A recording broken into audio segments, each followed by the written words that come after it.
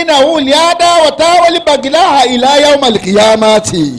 الله أكبر. كلما أوقد النار لحرب أطفاء الله ويسعون في الأرض لفسادا والله لا يحب المفسدين. الله أكبر.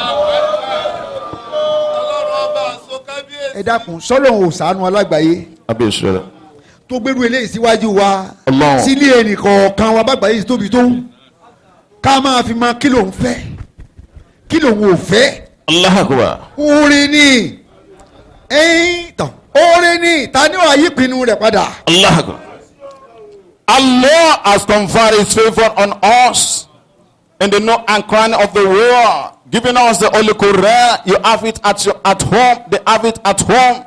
But you can see it is a favor from Allah. But people will not listen to reason. No one will change the promise of Allah. wàkọ́lá ti di yahudu àwọn yahudi àwọn ìjọ Mósè nù tó tẹ̀lé Musa lẹ́yìn yadullah magilu yàtọ̀ àwọn aṣèwọ́n olówó bíi ilẹ̀ tòní náà tó mọ́ náà ni aṣèwọ́n ní olówó ọ̀rọ̀ àwọn rìdíìmù ọ̀rọ̀ àwọn dípà láìfọ́ ọ̀rọ̀ àwọn mountain fire àwọn akéde kan àwọn yahudi nù lẹ́yìn ìjọba àwọn gan-an níjọba Allah káwọn Akbar. sọ pé lẹ́yìn ìjọba mọ́ àwọn olùjọba àwọn náà ni Kabisha. ìjọba wíìlì àwọn tòkè òru náà ni wọ́n tẹ̀lé. Allah Akbar.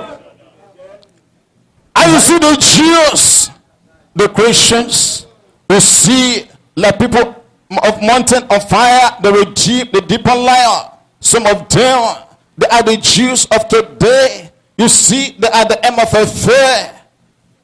yadullah magilu lata ẹ̀yin dẹ́ sọ ọlọ́ọ̀ni kò sí kankan mi lẹ́yìn ọlọ́wọ́n yadullah magilu lata ọlọ́wọ́ bọ̀ wá fún yín lóore ọlọ́wọ́n wá diwọ́ rẹ̀ léyìn lórí ọ̀rí lè mọ́ mùsùlùmí láti ó lò sí mọ́tò rẹ̀ kàn kú èéfín ní sùúrù ọ̀rí làdáni wọn ọ̀rí àwọn ìjọ ọ̀rí bá ṣe rí ọ̀rá sọ̀rùn wọn ọ̀rí dé tán gbé.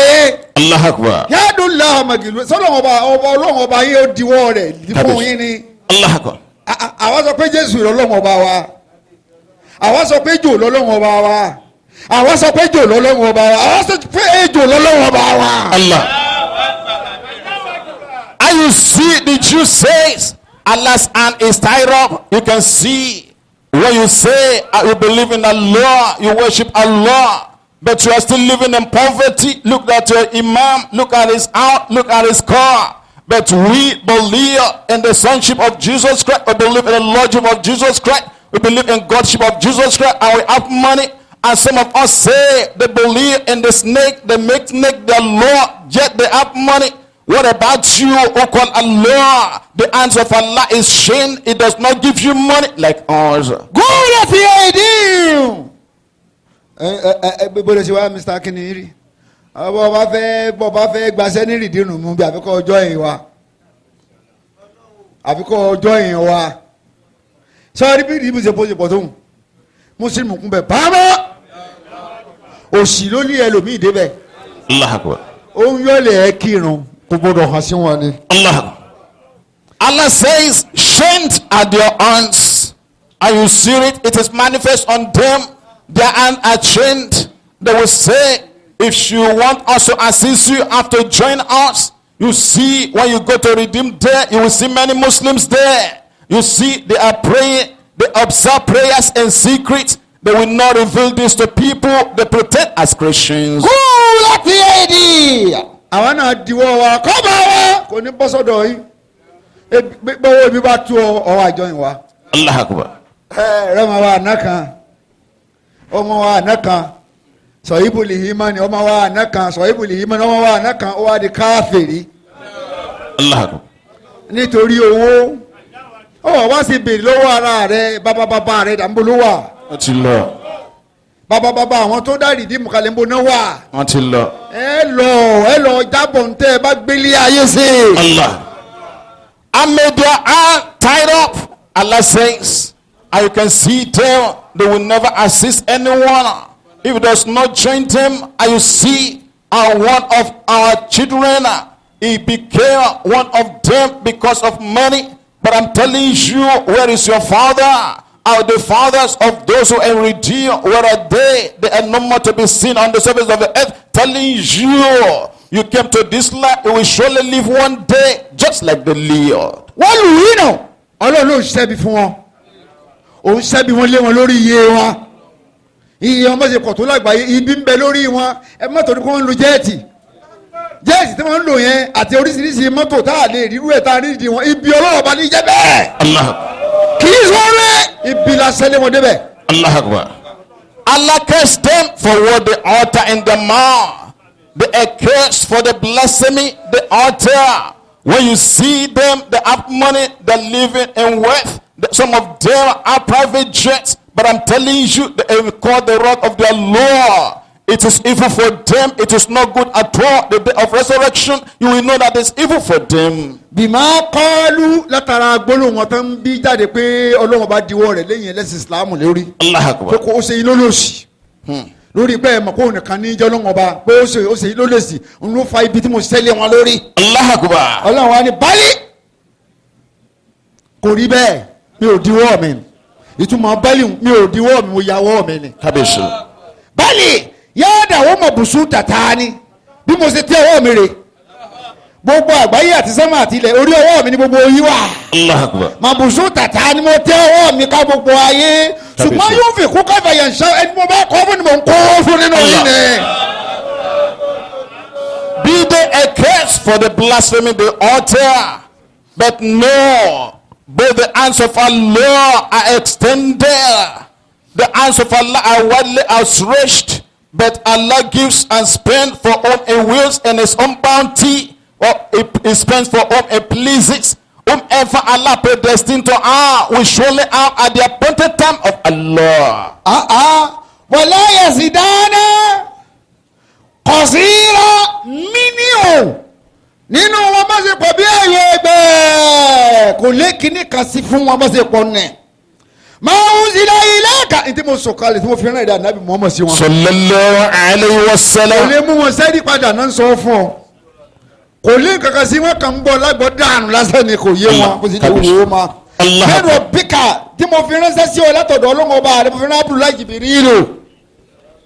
mẹ́rọ bíkà látọ̀dọ̀ ọlọ́wọ́ bá rẹ kọjá kínní tùgìyànà ìkọjá inú àlàlẹ́ màá lára wọn. Allah Akbar. tùgìyànà ìkọ̀tọ̀ ọlọ́wọ́ bá lẹ́ẹ̀ máa lé wọn wà kúfùrà àìmoore. ìmọ̀ pé ẹ̀dá bí ẹgbẹ́ wọn ní ọlọ́wọ́ bá lẹ́ẹ̀ máa gbọ́ lẹ́nu wọn sí ọ. Allah Akbar. The revelation, the Holy Quran from Allah that was sent through angel Gabriel to you increases in most of them. They are obstinate, their rebellion, their blasphemy, their disbelief. That is what they gain from the Holy Quran. You will not see them that are doing righteousness, but they do evil indeed. ọlọ́run wa ní bàtà bá dérú àárín wàlìkéyìnà mo wá fi ránṣẹ́ sí wọn mo jù sáàrin wọn wàlìkéyìnà bẹ́ẹ̀ náà mo jù sáàrin wọn lè ha dá wà tá ẹ̀ẹ́dẹ́ mọ́ ìpò mọ́sẹ̀ pọ̀ tó wọn nífẹ̀ẹ́ ara wọn o àyà rẹ̀ ni wàlìkéyìnà bẹ́ẹ̀ náà wọ́n lè ha dá wà tá mo ju ọ̀tá sáàrin wọn ni. Allah Akbar. wàlìbàgìláàwò ìkórira. Allah has thrown in their midst hatred. Allah has thrown in their midst enmity. He has planted in their midst animosity. You see them as many as they are. They are enemies of one another.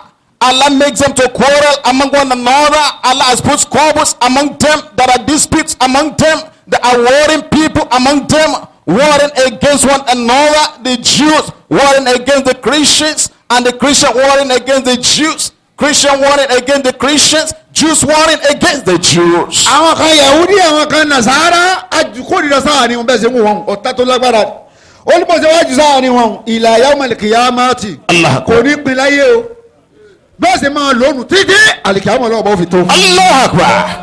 Allah has planted eternal warring among them, the quarrels, the squabbles, disputes among one another to the day of resurrection. ọlọ́run wa ní kullama uqadu nara li harbu ọ̀pọ̀ ọ̀gbà náà máa ń kóná ogun ọ̀pọ̀ ọ̀gbà làwọn tá à ń tọ́ka sí i máa ń wá wàhálà kiri iná ogun náà máa ń wá bí kápálẹ̀ orílẹ̀ káfẹ́ ṣe sí ti sórí ilẹ̀ orílẹ̀. Allah. see every time they kindle the fire of war, and you see them engaging in fraudulent misappropriation of other people's property, other people's land. They say they want to make interchange on another people's land. That is the way they kindle fire of war. Àwọn pariwo ìjọba máa sọ lóhùn. Ìjọba èèyàn ìjọba ẹnìkan níjọba. Allah Akbar. Òun náà lẹ́nu tó dá ayé àtàlìkì àmà. Azza wa Jalla. Òun nìkan níjọba gbogbo àwọn tó kó èèyàn la já sí lórí ilẹ̀ ẹlẹ̀. Allah Akbar. Are you clear? It is the government, but I'm telling you there is no government. Only Allah is the government. We are all a subject on the surface of the earth. Àwòkọ́dà náírà lè hárìbù gbogbo wà ní máa wọ́n wàhálà ákiri. Alọ́rẹ́ wàhálà ni wọ́n wá sí bẹ́ẹ̀ ni pé àwọn kan Ọlọ́run rí yín. Òun mú àwọn tàná náà ni ó mú ẹ̀yìn tòní. Òun náà ni ó mú àwọn tó ń bọ̀ lọ́la. Allah. And you see there the kindle fire of war. They pretend as innocent, but Allah sees you. Allah who captured the people of yesterday will surely capture you at his appointed time. Ọlọ́run wá ní àtìfá ọ̀lọ́ òun ló máa bomi wọn ogun tó bá fẹ́ kó tà. Kábíyèsí. Ẹ̀rí ó ti pilẹ̀ báyìí. Ọba táwí ló wá mọ tó fẹ́ ṣe lórí ẹ̀. Kábíyèsí. Yóò àfomi wọn ní o. Yóò jẹ́ kó rú ni o. Níbi táwọn gan ò ti ní bà ní òtí rú. Kábíyèsí. Every time they kindle the fire of war, Allah extinguish it. You see, and it has started now. Maybe Allah will extinguish it. Maybe Allah will make it to bloom. But I'm telling you, Allah is the doer of all things, a doer without let all that intends. Ọba tí ń rán olùgbèjà sẹ́ni tó ń gbèjà tí ò ní mọ̀ ń tọ̀ ń rí. Allah Akbar. Bí ní mo bá sọ̀rọ̀ bá yí ọ. Ṣé Musa máa sọ ìbùrí? Ara. Bàtà wa rán sáwọn ọmọ rẹ̀ ńkọ́. Kábíyèsí lọ. Ṣé bókun kan ló lé níbi tó ti ń sábọ̀? Allah Ó Akbar. tún wá débi kan tó pàdé ogun. Kábíyèsí lọ. Aràn sí wọn ni. Allah. Ó sì ràn wọ́n lọ́wọ́. Òun náà dẹ̀ sọ fáì lọ́jọ́ wájú. Allah sends someone to assist you, but he does not know you. He will just assist you. As Moses did not know Shu'aib, but he assisted the daughters of Shu'aib. Allah sent Moses to the daughters of Shu'aib.